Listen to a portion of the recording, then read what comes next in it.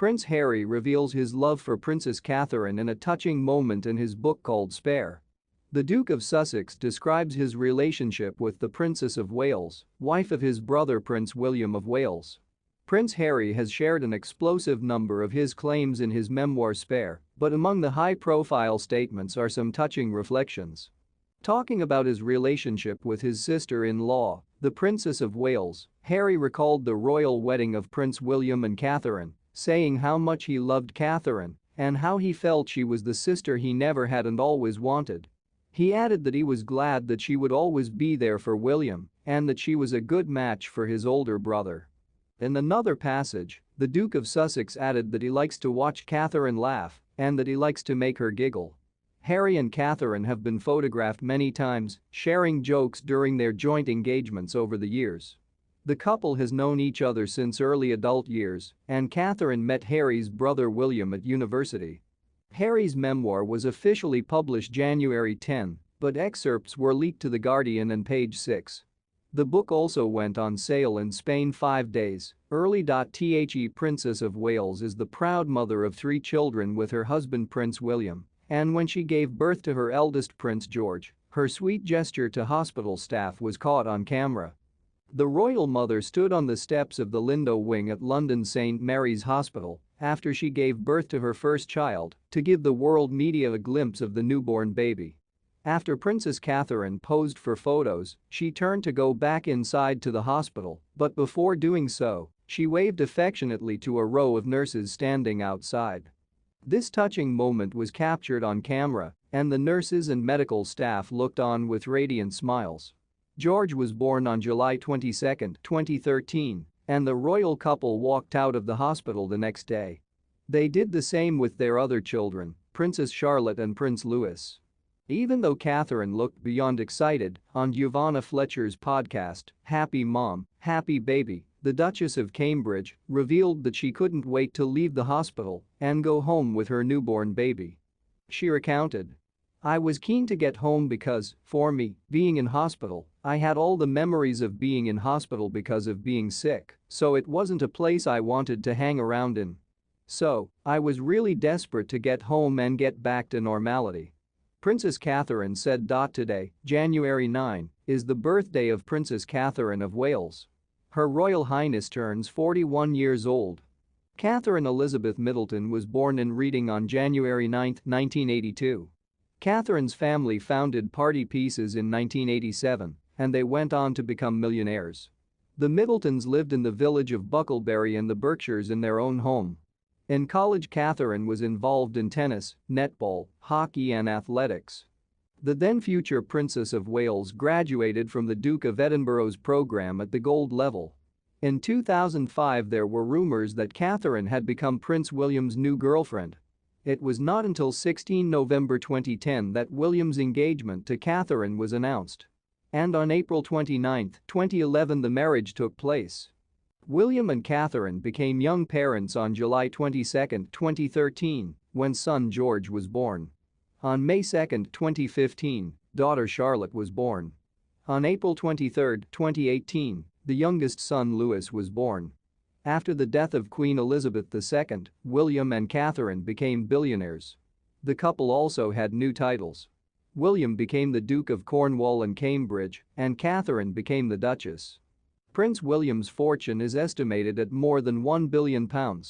Despite the fact that Catherine herself is only 41 years old, she has an excellent sense of style, impeccable manners and a good heart. The princess always treats those around her with kindness and goodwill. Harry remembered many things in his memoirs, according to excerpts already published. What he does not remember, he has helped to refresh his memory by knowledgeable sources. For example, in the book Spare, the prince describes in detail his relationship with illegal substances. The fact that he was seen in their consumption was not a secret, so that the sensation did not turn out, although for the royal such details are not coincidental. There was a version in the media, and especially in social networks, that the royal family, tired of keeping the prince from banned drugs, sent him on a military path. First to the Sandhurst Military Academy, and then in 2 combat tours in Afghanistan. The stay in Afghanistan was openly referred to by many as a detox for the prince.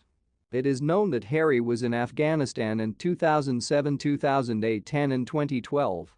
And in 2011, he trained at the Royal Air Force Apache helicopter base in Wittysham, Suffolk. But according to his fellow servicemen, the prince abruptly left when it was announced that all servicemen would be tested for banned substances in their urine. Harry, reporting that he had urgent business at the palace, got into his Audi A3 and left the base grounds. Former Squadron Sergeant Mark Wilson, who was in charge of discipline in the unit where Harry served and trained, told The Sun. "I couldn't believe Harry was allowed to leave. He had just returned from the leave he was given so he could attend Prince William's wedding. If you miss a test because you are absent from the base, it is imperative that you sign up for a test at the place you went." It is believed that Harry was the only serviceman not tested at the base. At the time, he was in the 656th Squadron, 4th Army Aviation Regiment. A source told The Sun that it looked very strange to his fellow servicemen, but you can't expect soldiers and officers to check the diary of the royal duties of the third, at the time, in line to the throne. A spokesman for the UK Ministry of Defence, commenting on the situation, said, "Every member of the armed forces is subject to mandatory testing for banned substances. We do not comment on individuals. There is no credible evidence or even suggestion that Harry intentionally missed the test or that he took any banned substances while serving in the armed forces," the Daily Mail summarized and said it had contacted representatives of the Duke of Sussex for comment. In his book Spare, Prince Harry recounted the events that accompanied the birth of his firstborn son, Archie Harrison Mountbatten Windsor, at a Portland hospital in 2019.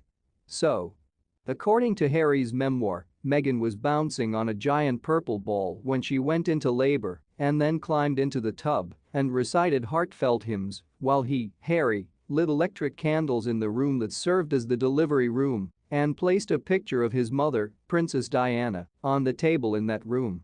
Painting scenes in a Portland hospital in London in May 2019, Harry admits he improved his mood with nitrous oxide, or laughing gas, which is commonly used as a painkiller. "Meg was so calm. I was calm, too," he writes in his memoir. "But I saw two ways to strengthen my calm. 1. Nando's chicken brought by our bodyguards. The second. A can of laughing gas next to Meg's bed. I took several slow, deep breaths. Meg, bouncing on a giant purple ball, a tried and true way to push nature around, laughed and rolled her eyes. I took a few more breaths and was now bouncing, too." Harry writes that when the nurse tried to give Meghan laughing gas to reduce the pain of the contractions, there was none left. He describes how the nurse looked at the empty container and then looked at him again. "I could literally see what she was thinking of me. Goodness gracious, it all went to my husband. Sorry," I said meekly.